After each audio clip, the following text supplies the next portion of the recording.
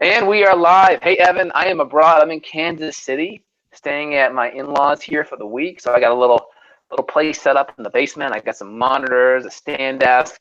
I'm operating off my Bluetooth headset today, so the quality may not be perfect, but it's pretty good. So looking forward to digging in with you guys. We're going to do a little live Q&A here, call, and we're going to talk about some hot topics in functional medicine world. What's cooking, man? Hey, not too much. I've got a piece of cedar. So we had this huge snowstorm a few days ago, and the weight of the snow, it was a real heavy, wet snow, and it collapsed a bunch of trees. And I Yeah. just went out hiking in the woods before I got on the call with you, and I found a Mhm. tree that was split in half. So I took a little of the cedar inner bark wood. If you could smell this, smell-o-vision right now, this thing Mm. smells so good. Cedar. I love cedar. And anyone listening over on Facebook, feel free and check out youtube.com/justinhealth so you can get the other two-way conversation. Next week, we're going to be on Be Live on Facebook so you can see Evan's beautiful face on the other side. But we got the two-way conversation here going on YouTube today. Awesome, man. I love it. I got a little Topo Chico action. I got a little taste of Austin with me here to Kansas City. I love Topo Chico. I stole my Favorite daughter's water. juice. Check this out, dude. This is a little like organic aloe water. I've got a stainless Yeah. steel straw. It's 5 grams of sugar. So it's just water, blueberry juice, lemon juice, aloe vera juice. Love it. That's good, man. That's pretty good. Most kids are eating a whole bunch of sugar water, so the fact that you got a juice box with a very tiny amount there is pretty cool. Yeah, I mean, hydration is so key. People don't talk about it. Like with anxiety issues, with fatigue issues, with hunger issues, a lot of people eat and they don't even realize they're eating because they think they're hungry, but they're not. They're thirsty. And I think you've told me that before. And it's like, if you just go drink some water, your hunger, your anxiety, your fatigue may just disappear. Yeah, I mean, the neurological mechanism for appetite and thirst are kind of connected. They're on that same neurological loop. I mean, number one, just getting your stomach to expand with some water gets that gastric phase of digestion going, hits those baroreceptors in the intestines and starts signaling fullness, right? So number one is we always try to get patients to consume about 1 to 2 glasses of good, clean, filtered water. Maybe add some minerals in it if it's extra filtered. That kind of will help with the appetite mechanism, because if you are more thirsty than you are hungry, that's going to help calibrate your cravings or your satiation for your meal. So then you can kind of calibrate what you need at that meal. That's a pretty good way to do it. I agree. Yeah, Awesome. people don't talk much about dehydration, but this is a huge factor. So you Mm-hmm. could take all the supplements in the world, but if you're dehydrated, you could still be fatigued. And for me, you know, I have to have like multiple bottles of water hanging Yeah. around because you know how you go when you're back to back to back with clients, you run out of water and Mm-hmm. then you just freak out. You're like, oh my God, I have no water, but I'm stuck on this phone call. So I try to just scatter water bottles full of water, filtered water around. Maybe let's chat about water filtration for a minute. And then if any of you guys have questions that are watching, put us a question down in the chat box. I think water filtration is super important. So my house, we have two. We have a whole house carbon-based filter. It's going to filter out a lot of the pharmaceutical drugs, which are helpful. I mean, statins, birth control pills, these things actually get into the water. And then I have a reverse osmosis filter for my countertop that I actually drink out of. So all the water that I drink is actually going to be filtered twice. Now, we actually have a trace mineral supplement support right by the water filter. So when we take that reverse osmosis water, we add some minerals back into it, because minerals are really important. They kind of help. They help the neurology work, right? If we actually dilute those minerals down, you can get something called hyponatremia, which is something around marathon time. Everyone that overhydrates, they can get that. They dilute their minerals, they dilute their sodium levels, and that affects that sodium potassium pump. That affects your cells depolarizing and repolarizing. It's how the nerves work, right? So we actually need minerals for our nervous system to work. Super important. I'm glad you turned me on to the whole house filter. So I'm doing that, but then I'm doing the Berkey just to be safe because there are probably certain pesticides and parasites and things that something like a reverse osmosis or a Berkey can filter out, which a whole house filter may not be able to figure out. And people think, oh, you're just you're entitled, I wish I could do a whole house filter. It's like, look, including the filter and labor and installation, less than $1,000.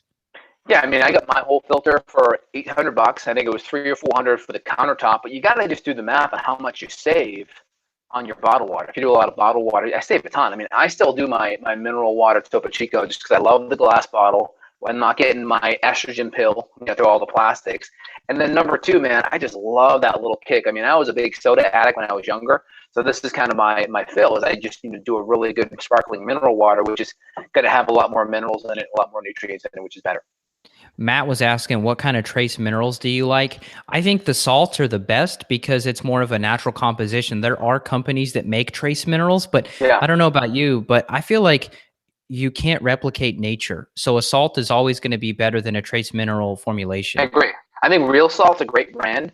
Number one, they're not super high in iodine, so in case you have an autoimmune issue, you're not going to over secrete the iodine and get your autoimmunity ramped up. Number two, there's like 70 or 80 different trace minerals in there. So I'm a big fan of the Redmond's Real Salt. There's also a company called Trace Mineral Research. They're pretty good. They have some liquid drops that you can get that's helpful. So I like those as well. Those are two good ways to get some extra minerals in. And then I typically hit my minerals up hard in the morning and hard in the afternoon. So I do like a teaspoon or so of trace minerals in my water to start the day, and then in the middle of the day. And then I just kind of drink it, as is. And then I'll add some salt to my food, of course, as well. That's really important. Spive is telling you that your sound isn't so good today, that it's distorted. So maybe if you have a web browser open, maybe you can close it and maybe it'll make the bandwidth better. I don't know. Or maybe when I Yeah. leave the room, it might make it better. May just be something that happens today. Let's answer this question here. A guy's talking about, he said he thinks he has insulin and blood sugar issues. He says, why am I getting high and lows in my energy, anxiety, and brain function that correlates to after I eat meals? So I will answer that, and then I'm sure you have some Boy. things you'd like to say to it. Uh, Mm-hmm. I dealt with this personally. My energy, anxiety, brain function was always screwed up after I ate meals. Some days I would feel amazing after meals. Some days I would feel terrible after meals. And it was due to gut bugs. I mean, it's so simple. And, there's a link between blood sugar issues and adrenals and blood sugar issues in the gut. So if your gut's affected, your adrenals are affected. The adrenals are having to come on board to help out. So for me, I had Yeah. adrenal problems that had to be addressed. I had gut infections that had to be addressed. So, he's got some random username, which is not his real name. So whatever your real name is, Justin and I both would probably advise you go get a stool test run, get your adrenals looked at too, Yeah. and take a look at those body systems. I bet there's an issue with both. 100%. And again, if you're having after meal issues where your blood sugar is dropping or you're having fatigue or mood issues, number one, we always want to get people to be fat burners, right? Think of fat burning as like you're going camping, you're putting logs on the fire, you're burning logs versus burning kindling and twigs and paper and gasoline. So metabolically, we want to get you to being more of a fat burner. And we're relying more on these metabolites known as ketones. The ketones are super helpful. Number one, a lot of people have neurological insulin resistance in the brain, so they have a hard time burning sugar for fuel neurologically. So getting those ketones in there can also help wake up parts of the brain that, let's just say, haven't been able to utilize conventional glucose fuel. So getting the ketones up there is super helpful. And then also, like you mentioned, adrenal issues. If your adrenals are lower, or let's just say more on the lower side of cortisol because you've had lots of stress or you had lots of ups and downs in your blood sugar, that's going to be harder for you to now come out of that reactive hypoglycemic drop, right? So reactive hypoglycemia is blood sugar goes up, and then your pancreas reacts like tug of war and pulls that blood sugar down really fast. And that drop, like you mentioned, Evan, will trigger a cortisol spike as well as an adrenaline spike. Yep. He said his name is Mike. His AIP diet is spot on. He's still having issues. Yeah, Mike. I mean, my diet was dialed in too. So it looks like you got testing in the mail. Look forward to seeing what your results say too. That's great. Matt, ask a question. Is And just bottled so you know, water? there could Yeah. also be some issues with, if there's chronic gut stuff, there could be issues with low neurotransmitters, low adrenaline, low dopamine. So that may also have to be supported too. Yep, I would agree. A question from Matt here. Is bottled water such as spring water really that bad if I keep it out of the heat? The answer is yes, Matt. If you just go on like Google News and just type in plastic particles, there's a study here. I'll try to put it in the chat, but I think YouTube doesn't allow me to put URLs in the chat. Nope, it removed it. But anyway, just type in plastic particles. It was a research study that just came out last week. They investigated 250 bottles from 9 different countries, and 93% of the bottled water tested had microplastic contamination, and they say 314 particles per liter. So basically, yes, every freaking bottled plastic water is screwed pretty much. So I would not do plastic. I would just do glass like Justin is doing, or just if you have a whole house filter, reverse osmosis, Berkey, avoid the plastic completely if you're at home and you don't have to buy glass every day. Yeah, I mean, do your best, right? If you're traveling and such, and you're at an airport, it may be really hard to go with glass because you're traveling, bags are moving, you don't want to break a bottle. So you just do your best, choose a good brand. I'm a big fan. If I'm doing plastic, I'm going to do Fiji, I'm going to do Evian, I'm going to do those kind of waters. And then if I have access to like a Topo Chico, or I think it's the Mountain Springs, it's in a green bottle at a Whole Foods, I'll typically always go with glass if I can, if I'm stationary. If I'm not stationary, then plastic will be my best bet. Yep. Yep. But it's ideally, right, that's going to be in the 10-20%. So as long as we're doing it right, majority of the time, it's probably going to be okay. And you can always take a little bit extra charcoal with it to be on the safe side. Yep, that's good advice. We had another Yeah. question here. Where did it go? Thoughts on raw goat's milk for gut healing? I'll just give my 2 cents because I've got to jump on another call. Unfortunately, I don't have much time together today, but I think dairy could be helpful. Goat's dairy is generally easier, but if you've got like a bacterial overgrowth or some gut bugs going on, you want to address that first. I usually try to have people pull out dairy except for butter, and maybe even just go to a ghee depending on how bad they're feeling, and then add that stuff in later. So I think until you get gut bugs checked out and addressed, I probably wouldn't have raw goat's milk in the picture. Yeah, I agree. I mean, I know Jordan Rubin, he was the founder of Garden of Life. He was really a huge fan of coming back to life gut-wise with this gut healing with doing a goat's milk kind of kefir thing. Again, it's going to be less casein, so there's going to be less reactive if you tend to have a milk allergy, like kind of a conventional cow milk allergy, which is good. But again, you have to go through the 6 R's, right? Remove the bad foods, replace the digestive support, heal the gut lining, repair the hormones of the adrenals. 4, remove the infections. 5, repopulate probiotics. 6, retest, make sure the gut is on the right track. Evan, anything else you want to say before you go and wrap up here? Well, I'm wrapping up my summit. So as soon as my summit interviews are done, I'll be back in full force in just a week or two, and I'll have a full hour with you guys. So in the meantime, keep up the awesome work. Check out our other content because I'll be gone for a little bit, but I'll be back, and I'll chat with you guys again soon. All right, I'm going to stay on the line here, man. You have a great day. Take care. Take care. Peace. All right, guys, it's Dr. J still here. Let's keep on rolling through your questions. So Elmo writes, and does the season change have effects on cravings and stress? Oh, yes, it does. The seasons do, because in the winter, typically we'd want to have more starch. Typically in the winter, more starches because it's kind of warming and cooling, and then maybe in the summer and spring, maybe more fruits, those type of things. But again, you got to feel it out, right? You got to feel it out. If you feel worse adding more starch in and you feel better lower carb, that's great. If you add in some more, fruit, I try to always err on the side of doing more fruit that's non-starchy. Berries, lemon, lime, grapefruit, green apples, lower sugar fruits, because number one, they still have a ton of nutrition, and number two, they're going to be lower in the glycemic index, so they're not going to spike your blood sugar. And 3, there's just less sugar in general. So I like that. Let me keep on rolling here, guys. Man with the map writes in. That makes sense. My AIP spot on. Still having issues. Got 3 tests from you guys in the mail. Okay, cool. Well, let us know, Mike. What's going on? Let us know. Stephanie Wayne writes in. Okay, we talked about the goat's milk. We hit that already.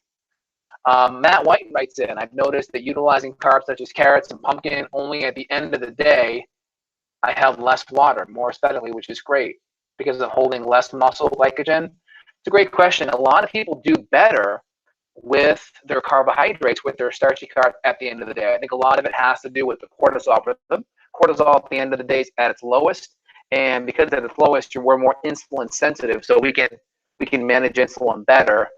We don't need as much insulin to be secreted to get the sugar and the glucose into the cells. So I think it has to do with the cortisol rhythm and the insulin sensitivity being higher. Hope that helps. Jose writes in, what can I do to fix the last 8 vertebrae in my cervical spine? What happened, Jose? Give me a little more information there.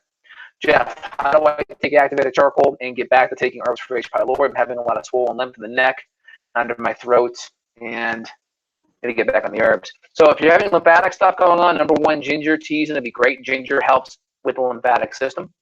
Number 2, activated charcoal 3 hours after a meal, 1 hour before a meal. That way it's not going to soak up supplements or your food, and it's going to be 3 hours away. So all that food should be emptied out of your stomach in that first 1 to 2 hours. Then you take it in, and then you're going to take it 3 hours after, 1 hour before subs and food as well. That way you get a 1 hour pass in there so it can go in there, do its thing. Activated charcoal is an adsorbent, so it acts like a magnet and soaks up a lot of those toxins magnetically. Let's see here. Stephanie Wayne writes in, what about the 18-liter jugs of water, plastic? You got to do your best with that, right? If all you have is a plastic option, sometimes I'm in that same position. You do your best. Keep it out of the sun and just do your best. Matt writes that I drink so much water, 24 packs in 1 to 2 days. Close to not going with the house filter. Yeah, you should go with the house filter, man. Yep, I highly recommend that. What supplements can I use to help my brain heal more? Got to give me a little bit more information. Again, a lot of people, their brain's not working because of their fuel source they're eating. It's also not going to be working because of gluten and inflammatory foods. Also, if you have a lot of gut bacterial imbalances, a lot of dysbiotic bacteria, they produce toxins called lipopolysaccharides that can go to your brain, make you feel anxious, make you feel fatigued. So you really want to be careful with that, and you want to make sure that you're doing good there. Justin writes in, and mastic gum has helped me combat H. pylori symptoms. It's great. A mastic gum is an herb that's been used in Greece for thousands of years on a small island over in Greece. Mastic gum is phenomenal at helping knock down things like H. pylori and just dysbiotic bacteria. It can also help with ulcerations too, which is phenomenal. See here, Alamo writes in volumes, but yeah, we're doing our best. We got my not so good headset today, so we're just doing our best. What can cause villus atrophy? Gluten sensitivity can cause villus atrophy. What else can cause it? I would just say eating a lot of inflammatory foods. So gluten, dairy, refined sugar, anything that can be more inflammatory. But the big one, because the technical definition of celiac disease is an 80% wearing of the villi in the small intestine. So gluten sensitivity is the big one. My VLDL has risen. How come? Hard to say. I need to see your full panel because it may not be a big deal if your full cholesterol panel is looking good. Since I've been focusing more on protein and fat during the day, I've been adding organic refined coconut oil to a lot of protein. Would you see an issue with that rather than virgin? I wouldn't have a problem with that at all.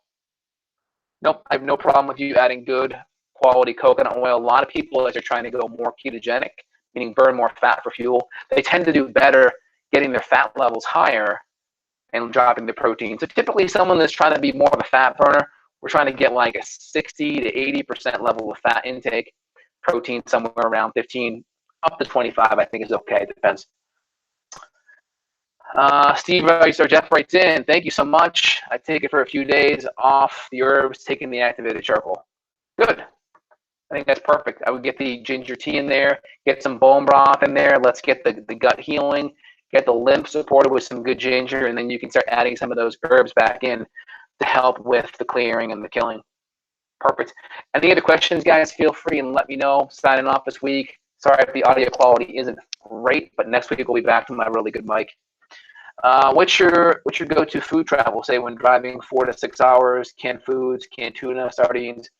Yeah, so I mean, I'm a big fan of like some collagen. Collagen in the shaker cup is great. Some really good like Epic bars or some collagen bars are great. Typically bring a bag full of nuts, canned tuna. Big fan of the smoked salmon at Whole Foods. Those are really nice kind of things you can do for a drive. I like that. And then outside of that, what else would I do? That's a pretty good thing right there. Snap Kitchen to get some pretty good meals that I'll sometimes grab that'll all be packed up nicely. That's another good option for you as well.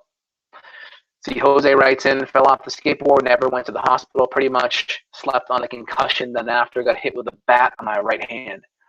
Well, it depends. I mean, I would see a really good functional chiropractor that can assess your neck, can do some muscle testing, make sure there's no radiculopathy, make sure the nerves aren't being pinched. I mean, do you have any tingling or numbness down your hands, your fingers, your thumb, etc.? If you do, you really want to take that seriously, get that looked at. Someone that can help make sure those joints are decompressed, those nerves aren't being pinched, and then can work on giving you some soft tissue work, some chiropractic, adjusting to make sure that the joint's working well, and potentially some exercise too after it's gotten stabilized.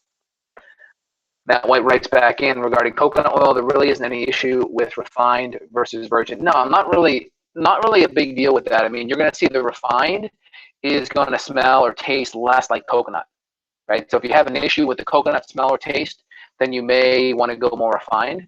Some people tend to react to the coconut oil a tiny bit because there may be a little bit of FODMAP stuff going on with the coconut oil.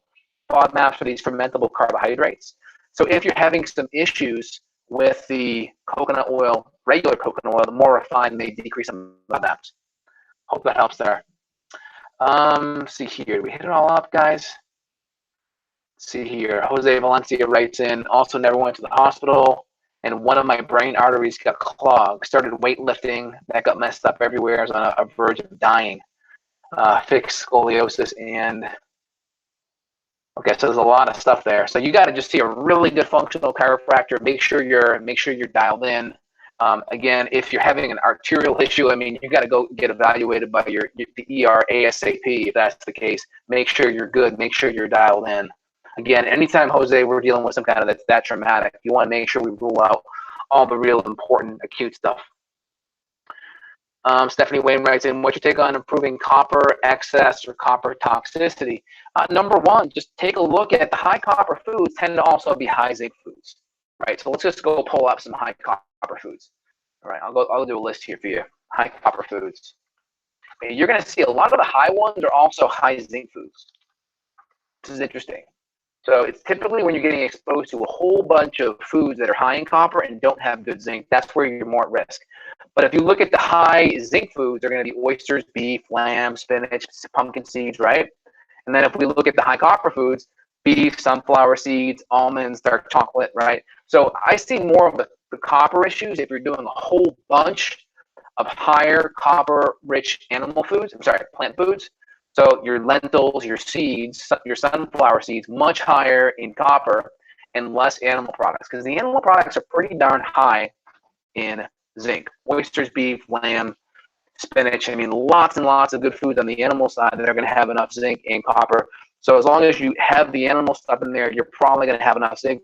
If more vegetarian, then you're probably going to go higher on the copper and you go lower on the zinc if you're more vegetarian or vegan. So keep that in mind. But it's copper and zinc have a natural ratio. More plants, more copper, more meat, more zinc. If you go too low on the meat, that's where you're going to have your issue with the zinc-copper relationship. Okay. Why do I get food cravings when I mess my sleep up even though I'm still in ketosis? Well, if you have sleep issues, they did studies on college students where they sleep deprived them for 2 weeks and they found that they became more insulin resistant as their sleep got less. So they handled sugar more poorly. So what happened was their blood sugar levels went up higher during the day. When your blood sugar and insulin levels are higher, there's an increased chance for craving. So that's probably what the bigger deal is, right? That's probably what the bigger deal is the fact that you have more insulin resistance. The sleep's going to make you have poor blood sugar handling capacity, if you will. And then when that's there, you're going to have more craving as a result. Let's see here. Next question on my list for you guys. Mike's on an AIP diet. He still eats some safe starches, sweet potatoes, and squash most days because I'm worried about not getting enough carbs. Is that okay, or should I cut them out altogether? So again, with carbohydrates, Mike, I mean, typically if you're at a healthy weight and you're kind of ketogenic, you can always start to work your carbohydrates up. Most people, if they start low, their carbohydrates are, let's say, below 50 a day, and they're feeling good, you can feel free to increase your carbohydrates 10 to 20 grams per week. If you start to crash, start to get more fatigued or tired after your meal, or you start to gain a little bit more weight, you can drop your carbohydrates down. So you got to feel it out. My thing is start low, work to the spectrum. If you start in the middle, then you can go one way or the other. If we start low, we start getting more into ketosis, more ketogenic, then we can start increasing our carbs weekly from there. That's a good place to be. I noticed that thyme helps me a lot with feeling less inflamed and throat pain. Would that be helpful with H. pylori? Thyme is great. Thyme is a really good antimicrobial herb that's been used for thousands of years. I like it. Matt White writes in, I've noticed I felt better eating more often, like every 3 hours rather than 4 to 5 hours some days. Do you think it's okay to eat this often? Well, here's the deal. Every time you eat, you're going to be spitting out more insulin. So insulin is going to be a storage hormone. It's going to actually help improve amino acid or protein synthesis, how you put on muscle, but it's also going to help you put on fat too, potentially, especially if you're more insulin resistant. So I like to have my meals go about 4 to 5 hours long. That way I start becoming more ketogenic and more fat burning in between meals versus becoming sugar burning. So I think you got to feel it out. If you're more active, you're doing a lot of lifting or aerobic exercise, maybe you can increase your carbohydrate or increase your meal frequency. But if you're a little more sedentary, I always default to being more ketogenic. Being more ketogenic is going to be better. You're going to have less glycation. You're going to have fats burn better. Fats burn like high octane race fuel. Carbohydrates burn like a diesel car, kind of dirty fuel, if you will. Next question from the listeners. Recurring sore throat with white patches on the tonsils. So Sore throat stuff. The best thing you can do is ginger, juice ginger tea. Throw it through a Vitamix, filter it out, add 12 ounces of hot water, a scoop of lemon, and a scoop of honey, teaspoon of honey, and then a squeeze of lemon or lime. And sip that over 12 ounces throughout the day. It's phenomenal. You can also do shots of apple cider vinegar. That's great too. And then wild cherry bark is also another great thing you can do for the sore throat. You can also do some silver, 1 to 2 tablespoons of silver psyllin or a colloidal silver, or my line, my GI Clear 3 times a day is phenomenal. What do you think about incline bed therapy? Not really sure. Mike writes in, I have many mercury silver fillings and I currently have one. How big of an issue is this? Should it be a priority to move it? Typically, no. I would hold off, get your other issues dialed in first, do some heavy metal testing that's a kind of a challenge base with a chelation agent like DMPS or DMSA and see where it's at. Matt writes in, I've been noticing that application of melatonin nightly drastically improve my sleep quality. I keep the dose around 0.25 probably milligrams, so 250 micrograms, if you will. Is there an issue with doing this nightly? Well, I typically find that people do better starting their week with a little melatonin, right? Because they're on the weekends, they're staying up a little later, maybe 12 or 1 o'clock, and then they're trying to get back into the work week, getting to bed around maybe 9 to 11. So I think melatonin is great on Sunday night to kind of reset your schedule. And then once your schedule's set, you tend to repeat that during the week. So try to use it on Sunday, see if that helps, get your cycle reset for the week, and then maybe you won't need it throughout the week after that. And then if you're trying to settle down during the work week, magnesium and GABA are going to be your go-tos. That way you're not having to rely on the melatonin all the time. But if you need it, if it's you staying up later or taking a little bit of melatonin to get under sleep, so to speak, I'd rather do that instead. All right, last couple of questions here, guys. MK writes in, have you checked out the scene of fasting on Amazon Prime? Interesting stuff. The science. No, I've not checked that out. I'll take a peek at it. My biggest issue with fasting is tell me how is fasting different than, let's just say, any yo-yo diet out there, right? Any yo-yo diet out there involves cutting calories to a significantly low level.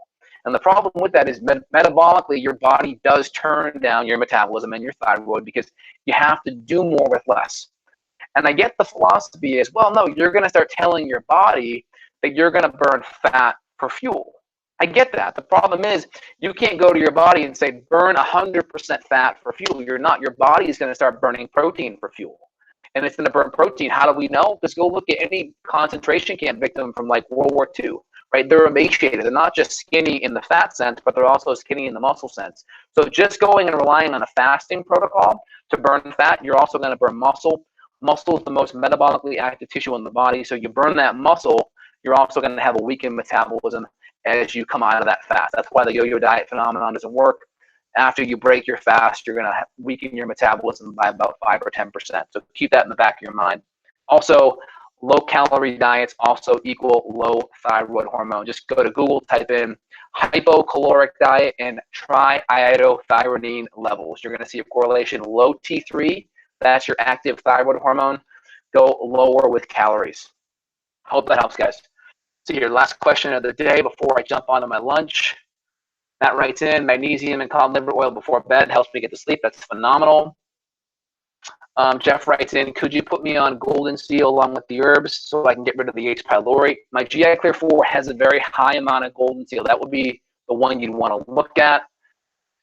I think we answered everyone's questions. Spivey writes in, is garlic good for ear infection or is it an antibacterial? Garlic is great for an ear infection. I like hydrogen peroxide 3%. A couple of drops in there. You can go 50-50 hydrogen peroxide water. A couple of drops in the ear. It'll bubble up. Once the bubbling stops, you can dump it out. That's phenomenal. And that and some colloidal silver. All right, guys. Great chatting with you all today. You have a phenomenal day, and we'll talk soon. Take care. Take care, guys. Bye.